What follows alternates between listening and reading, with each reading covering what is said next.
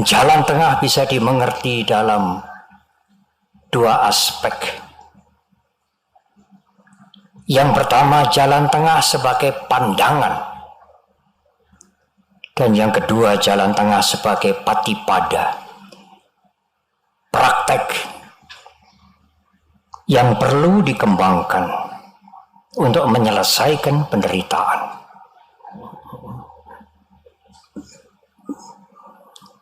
Pada zaman Guru Agung kita hidup, ada dua pandangan yang bertolak belakang. Yang pertama, di dalam bahasa Pali dikatakan tang jiwang tang sarirang. Jiwa itu dengan jasmani sama. Tang jiwang tang sarirang. Jasmani itu dengan jiwa sama. Kalau jasmaninya dinikmatkan, diberikan yang enak-enak, dimanjakan, maka jiwa juga akan bahagia. Karena jasmani sama dengan jiwa, jiwa sama dengan jasmani, tang jiwang tang sarirang.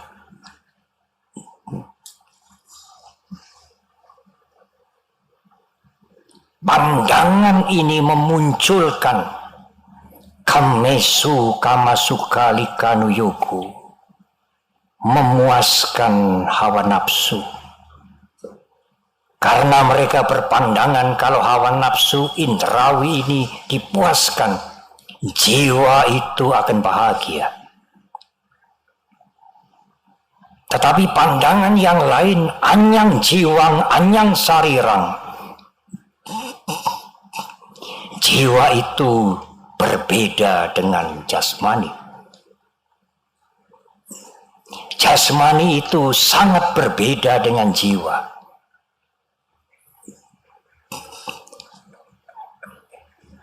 Oleh karena itu jasmani yang menjadi belenggu jiwa itu, yang tidak sama dengan jiwa itu, harus disakiti, dihancurkan, supaya sang jiwa bisa bahagia.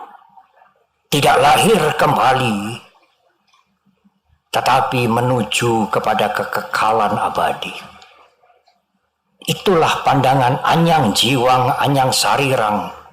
Jiwa itu berbeda dengan sarira, dengan jasmani. Jasmani itu bukan jiwa, jasmani itu belenggu. Jasmani harus disakiti, dihancurkan, supaya sang jiwa tidak melekat pada jasmani, supaya sang jiwa tidak lahir kembali, tetapi bebas menuju kepada kekekalan. Ibu, bapak, dan saudara,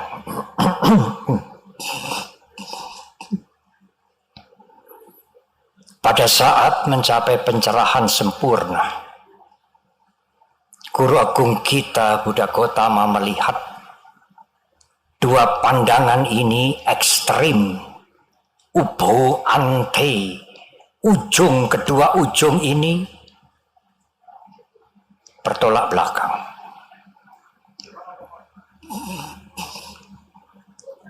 Guru Agung kita menjelaskan bahwa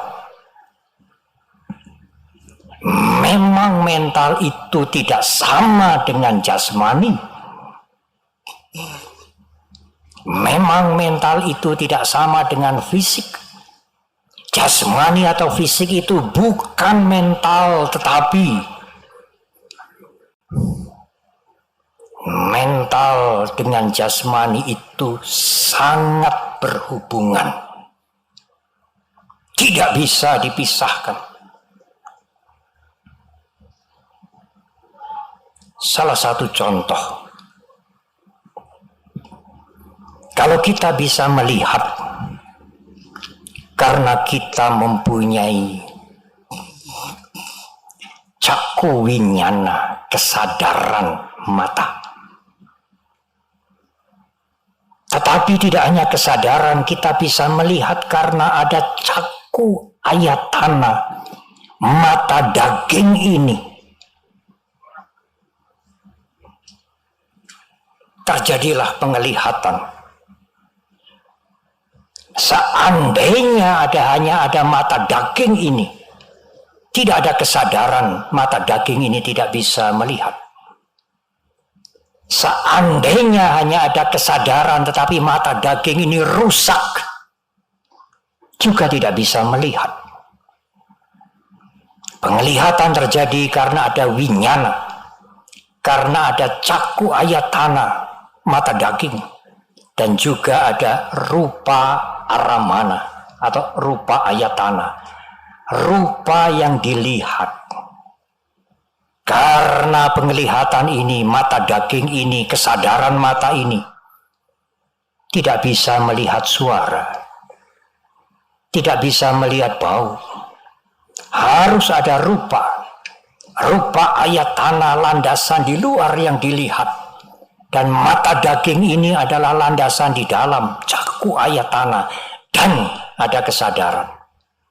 Kalau ketiga-tiganya tidak ada, atau salah satu tidak ada, tidak mungkin kita melihat.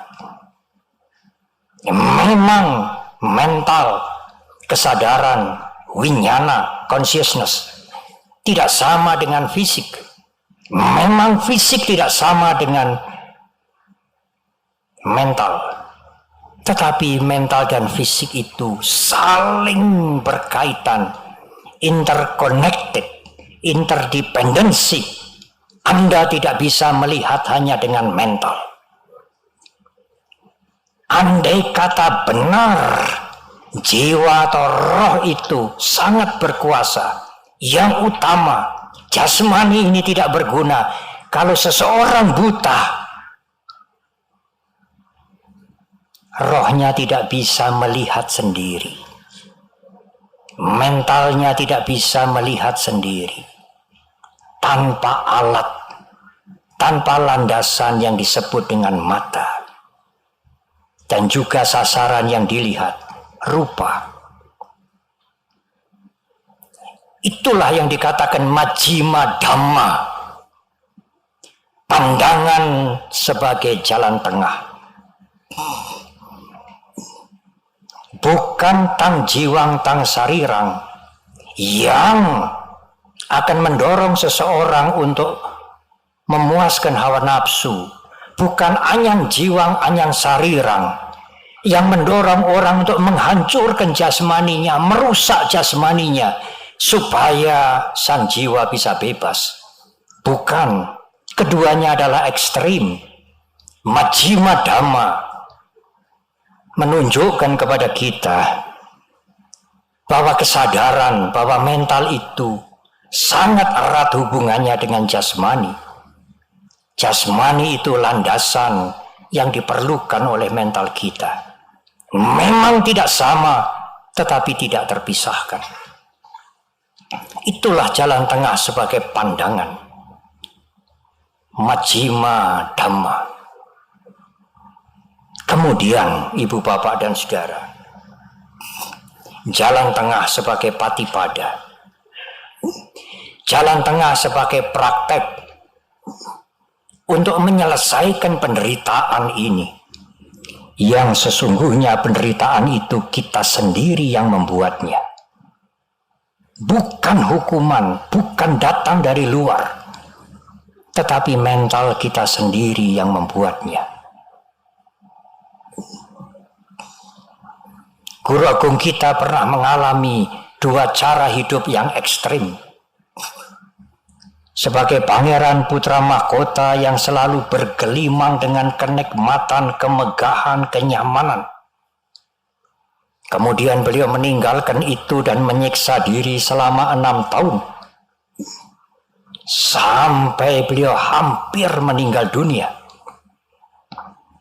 Karena pandangan yang ekstrim bahwa jasmani ini kotor, jasmani ini belenggu, jasmani ini penjara, harus dihancurkan supaya jiwa tidak melekat pada jasmani dan bisa bebas merdeka.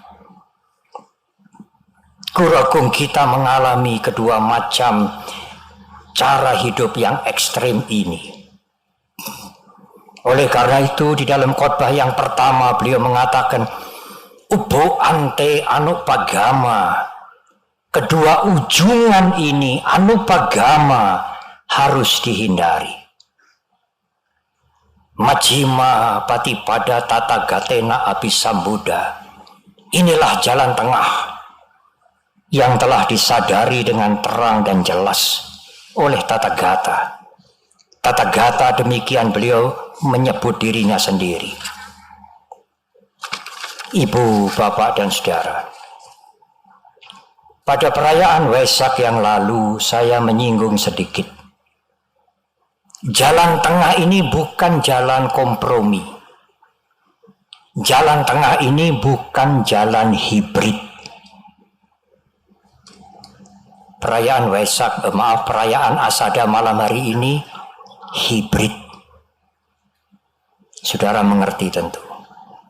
Jalan tengah bukan jalan kompromi. Jalan tengah bukan jalan hibrid. Mengambil dari sini sedikit, dari sini sedikit. Inilah yang di tengah. Mengapa demikian? Kami mempunyai perumpamaan yang sangat jelas untuk menjelaskan bahwa jalan tengah itu bukan jalan kompromistis, bukan jalan hibrid. Karena di sisi kanan, di sisi sini, di sisi situ, sebagaimana jalan, di sisi sini jurang, di sisi situ jurang. Kita harus berjalan di jalan ini. Inilah jalan tengah. Kalau Anda sekalian kemari masuk jurang, kalau Anda ke situ masuk jurang. Oleh karena itu jalan tengah bukan jalan kompromi, bukan jalan hibrid. Ibu, bapak, dan saudara, jalan tengah itulah jalan yang satu tetapi 8 unsur. Guru Agung mendahului dengan samaditi, pandangan yang benar. Karena 2 pandangan yang saya singgung di depan bisa mempengaruhi peri kehidupan seseorang. Oleh karena itu pandangan Anda sekalian, ibu bapak sekalian harus benar. Tidak berpandangan yang akan mencelakakan ibu bapak masuk ke jurang ini atau ke jurang itu. Secara garis besar, pandangan benar adalah pandangan bahwa kejahatan akan menghancurkan kita dan menghancurkan orang lain, termasuk lingkungan. Bahwa kebaikan akan bermanfaat untuk kita dan berguna untuk orang lain. Jangan melakukan kejahatan, keburukan. Banyaklah melakukan kebajikan. Karena kejahatan akan berbuah penderitaan. Dan kebaikan akan berakibat kebaikan. Pandangan benar adalah pandangan tentang hukum karma. Pandangan benar itulah yang menuntun pikiran kita untuk berpikir yang benar. Pandangan benar dan pikiran benar akan menjadi pembimbing ucapan, perbuatan, dan penghidupan yang benar. Ucapan kita, perbuatan kita, penghidupan kita tidak sampai menghancurkan kita. Karena keburukan itu tidak baik dan juga menghancurkan orang lain. Ucapan benar, perbuatan benar, penghidupan benar haruslah ucapan, perbuatan, dan penghidupan yang baik. Karena yang baik itu berguna untuk kita dan bermanfaat untuk orang banyak. Tetapi, ibu, bapak, dan saudara, menghindari kejahatan, tidak melakukan kejahatan dan menambah kebajikan, tidaklah bisa membersihkan mental kita sepenuhnya. Bisa saja kita menghindari kejahatan dan melakukan banyak kebajikan, tetapi keakuan, kecongkaan, keinginan untuk mendapatkan yang lebih banyak, belumlah lenyap. Dan kalau keinginan mendapatkan yang lebih itu terhalang, timbullah kebencian. Ini adalah urusan mental, bukan urusan ucapan, perbuatan, dan penghidupan.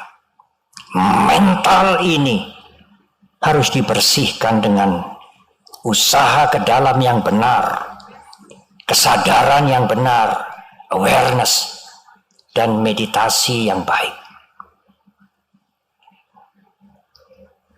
Kalau kesadaran kita ini kita pertajam, kita berusaha ke dalam untuk mempertajam kesadaran kita, keawasan kita, dan ketenangan mental dengan bermeditasi, maka ucapan, perbuatan, dan penghidupan kita akan benar. Benar karena kesadaran kita yang menuntun. Bukan lagi pandangan atau pikiran yang didapat dari ajaran. Kesadaran kita sendiri yang berkembang, ketenangan batin kita sendiri yang berkembang, akan menjadi penuntun perilaku kita. Itulah ibu bapak dan saudara secara garis besar jalan tengah. Dengan jalan tengah maka kita akan mempunyai perilaku yang baik, yang tidak merugikan orang lain, tidak merugikan masyarakat, termasuk saudara menulis WA seenaknya, kemudian menggunakan medsos sembrono. Berkali-kali saya ingin mengingatkan, meskipun cerita itu, gambar itu benar, bukan hoax, janganlah tergesa-gesa dibagi. Orang yang menerima itu belum tentu kuat mentalnya menerima gambar saudara, menerima berita dari saudara. Mereka bukan arahat, mereka bukan orang suci. Pikirkan itu kalau Anda ingin men-share. Apakah itu berita, apakah itu foto, apakah itu peristiwa, meskipun benar.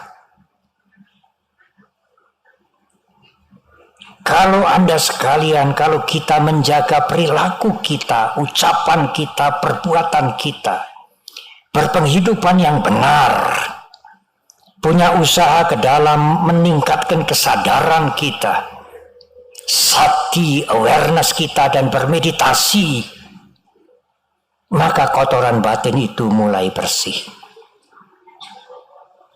Kotoran batin yang mulai bersih itulah akan menimbulkan kebahagiaan. Anda tidak perlu mencari kebahagiaan, tidak perlu mengejar kebahagiaan.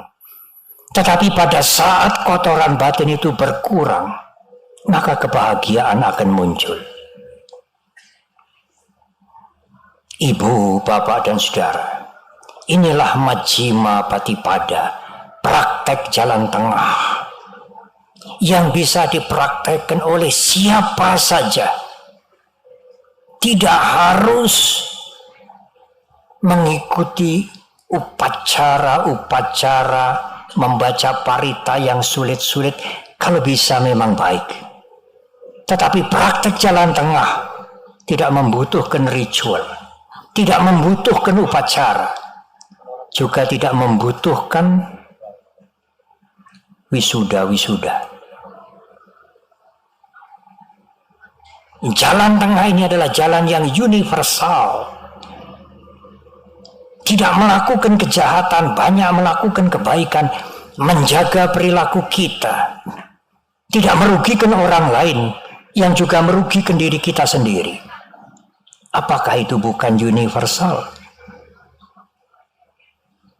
Menjaga kesadaran kita tidak sembrono, mboten delenger, saudara, ibu bapak sekalian.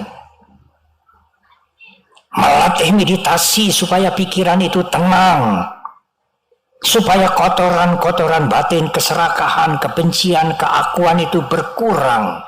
Bukankah itu universal?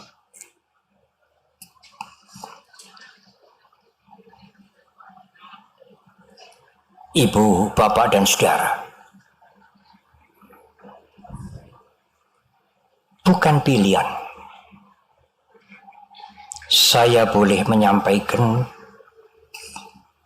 praktek itu keniscayaan.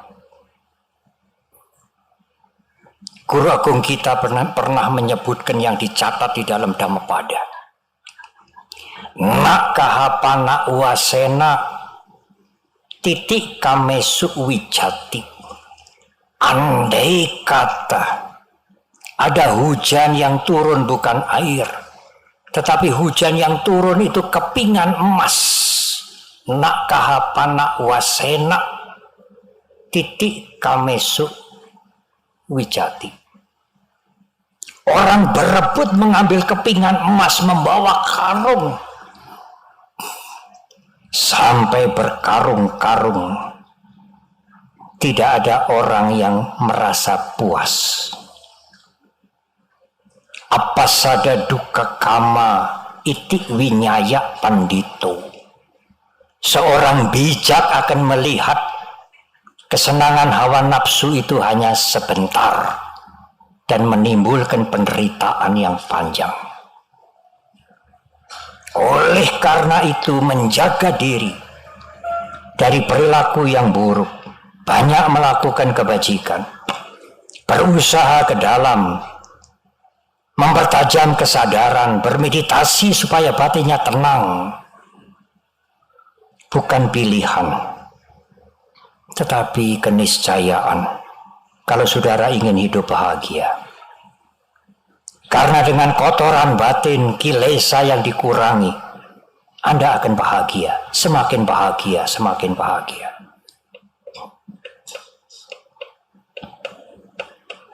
Oleh karena itulah ibu bapak dan saudara, dalam khotbah Guru Agung yang pertama itu, saat bulan purnama di bulan Asalha atau Asada, beliau mengatakan tangko panidang dukkha nirodha gamini patipada Arya Sacang, jalan untuk melenyapkan penderitaan ini, bawe tabanti, harus dikembangkan. Tidak hanya membaca sutra-sutra, tidak hanya mendengarkan uraian, mengingat-ingat khotbah Dhamma, tetapi prakteklah. Tanpa praktek, kotoran batin ini tidak akan berkurang. Mendengar memberikan kepuasan. Selama tidak ada transformasi, perubahan dalam berbicara, bersikap, Anda tidak akan mencapai kemajuan menuju kebahagiaan.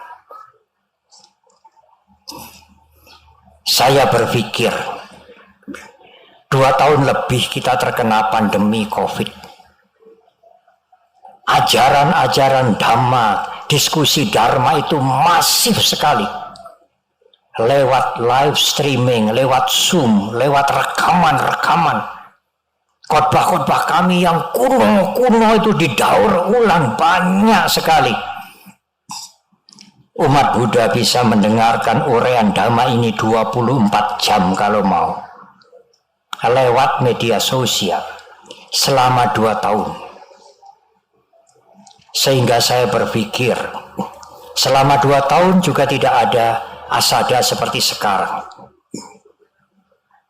Sehingga saya berpikir, selama 2 tahun umat Buddha mendengar Dhamma, Zoom, live streaming, dialog, bahkan bimbingan meditasi lewat media sosial. 2 tahun penuh, saya berpikir mungkin sekarang yang hadir ini banyak orang-orang suci.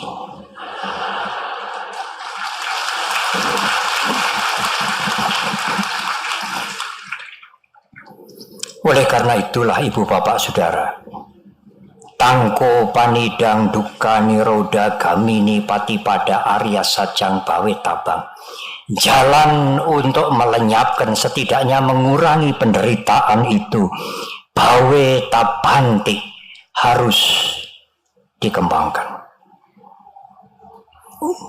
Siapa saja boleh mengembangkan, karena jalan ini universal. Pada suatu saat, ibu, bapak, dan saudara, izinkan saya mengakhiri uraian ini dengan satu peristiwa. Waktu guru agung kita bertemu dengan para pertapa kelompok lain yang bernama Nigroda. Khotbah ini dicatat di dalam Digha Nikaya, kelompok awal yang panjang dari Sutta Pitaka, Udumbarika Sutta. Umat Buddha sekalian, perhatikan ini baik-baik. Guru agung kita menyapa kepada pertapa Nigroda, Nigroda, aku mengajarkan dharma, bukan ingin menarik kelompok lain menjadi muridku. Dengan kalimat lain, Nigroda, aku mengajarkan dharma bukan untuk mencari murid. Aku mengajarkan dharma dengan tujuan bukan, atau sebalik, atau dengan kalimat yang lain, bukan bertujuan supaya engkau meninggalkan gurumu yang semula. Yang ketiga, Nigroda, aku mengajarkan dharma bukan bertujuan agar engkau meninggalkan tradisi dan kebudayaanmu. Bukan. Tetapi Nigroda, ada hal-hal buruk yang kalau engkau lakukan, kalau siapa saja melakukan, akan menghancurkan dirinya dan menghancurkan orang banyak. Itu yang ku jelaskan.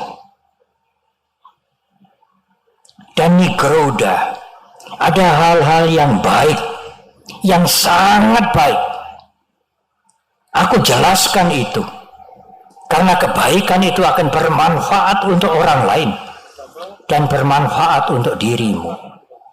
Itulah tujuanku mengajar dharma. Ibu, bapak, dan saudara, sampai hari ini Nigroda Sutta yang diajarkan oleh guru agung kita pada waktu beliau menyapa kepada pertapa Nigroda dipegang oleh semua biku dari mazhab, dari ordo, dari sekte yang manapun. Aku mengajar dharma bukan untuk mencari murid. Aku mengajar dharma bukan bertujuan supaya engkau meninggalkan gurumu yang semula. Aku mengajar dharma bukan bertujuan agar engkau membuang tradisimu dan kebudayaanmu semula. Tetapi ada hal-hal yang buruk yang menghancurkan. Itulah yang kuajarkan. Dan ada hal-hal yang sangat baik, yang bermanfaat. Itulah yang kujelaskan kepada kalian. Dengan kalimat yang lain, ibu, bapak, dan saudara, tidak ada yang tersurat, apalagi tersirat. Guru agung kita memerintahkan murid-muridnya untuk convert, menarik kelompok lain menjadi umat Buddha. Tetapi ada kewajiban moral bagi kita untuk contribute, memberikan hal-hal yang baik kepada masyarakat, supaya yang baik ini bisa berguna bagi banyak orang. Saya ingin mengutip pernyataan seorang guru meditasi yang sudah suwargi, sudah almarhum. Seandainya Sang Buddha, seandainya ajaran agama Buddha convert, maka ajaran Guru Agung kita itu convert from suffering to be happiness. Seandainya menggunakan kalimat convert, maka ajaran Guru Agung kita itu convert penderitaan, menarik penderitaan menjadi kebahagiaan.